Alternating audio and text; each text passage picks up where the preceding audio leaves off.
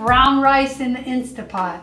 It hasn't been easy, but I'm gonna make it easy for you today because I finally figured it out. So stay to the end because I'm gonna taste it for you and I want you to be here with me.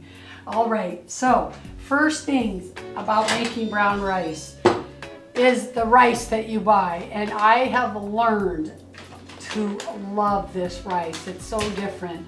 This is sprouted. Remember, I've told you in past videos about how important and great it is if you can buy sprouted grains. Because when you sprout a grain, you're bringing life into the grain. You're removing the phytic acid, which blocks mineral absorption, and you're bringing all that life and energy into the grain. But also, you're soaking out all the toxins because rice has been known to be now sadly tainted with arsenic because of our soils and all the arsenic going into the earth. But if you at least buy sprouted and then you rinse it and soak it, you're having at least the best chance.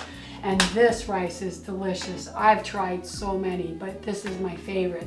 They have brown basmati and sprouted short brown grain. So let's just do the short brown because it's open. And I'm just gonna make a cup of it so I can show you. So the first thing that I do is okay, so I have a cup here. Okay. And I am going to pour this into my pot. And then I'm going to take my pot and I'm just going to rinse it out.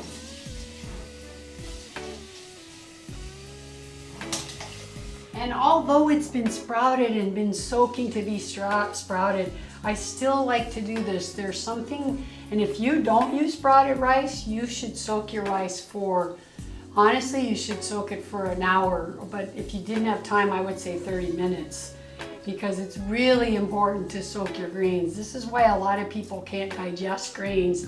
But please, if you have a problem digesting rice or any kind of grain, buy them sprouted. I think you'll find a big difference.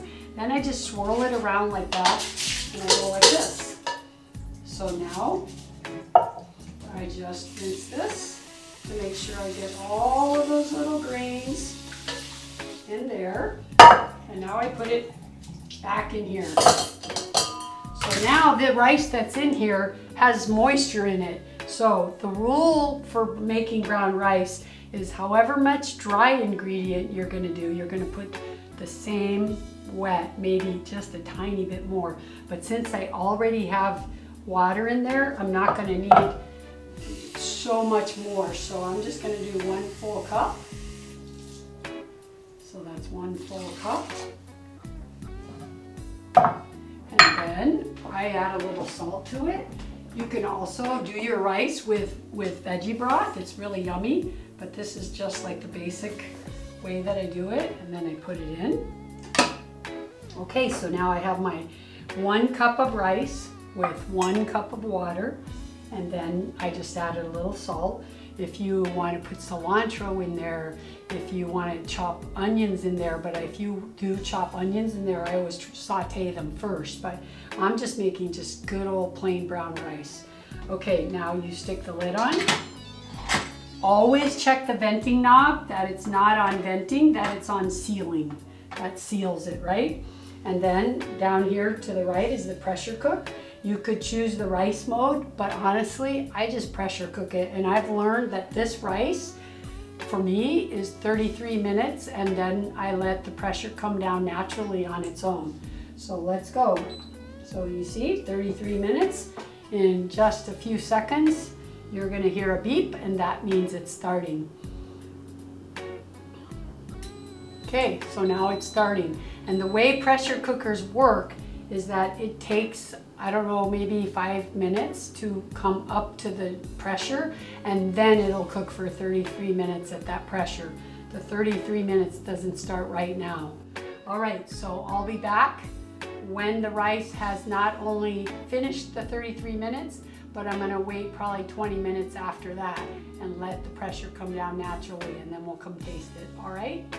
And I just want to remind you guys to please, if you've learned anything from my channel, please subscribe. I really, really appreciate it. Okay, you ready to check it out? It's been 11 minutes since it finished, so I did 11 minutes. And you can see it's letting me open the lid now. And the steam, and there'll be water in here, so be careful. So I just set that in the sink. And now, let me get so I can show you. So you can see, it's beautiful in here. And now I'm gonna fluff it up. So now I'm gonna show you, and I'll put it in another bowl so you can see it better. Okay, so now watch this. Let's put this in our bowl. Look how moist, and it's not too dry, not too moist. But do you see the texture? I mean, look, it's really fluffy. It's not clumping together. This is short grain rice, so short grain is always a little stickier. But look at that texture. See how it's really nice. And it's so delicious. This rice.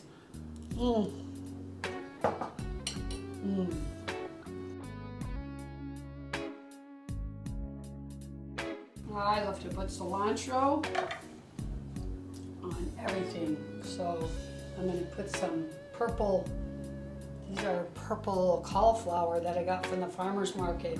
They look black and burned, but they're not. And then I just put some, look at how nice that. This is such a beautiful little lunch. I make all different kinds of bowls. You can put, I just did my cauliflower in the air fryer with a little bit of aminos with the lime aminos. And then you just take a bite of your cauliflower, the rice, and cilantro.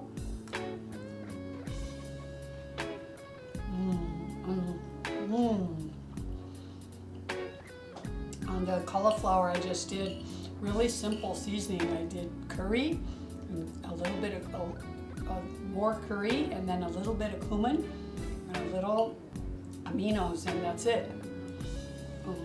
I just air fried it, not a stitch of oil. This dish is 100% oil-free, nothing, and you would never know it. This rice is so delicious, you guys, and to eat it with a veggie like this, it's a great snack, it's a great meal. I love it. Try it, you guys, because I'm so happy now that I've learned to make brown rice in my Instapot, and you can too now. All right, if you like this video, be sure to check out my others. Man, this is good.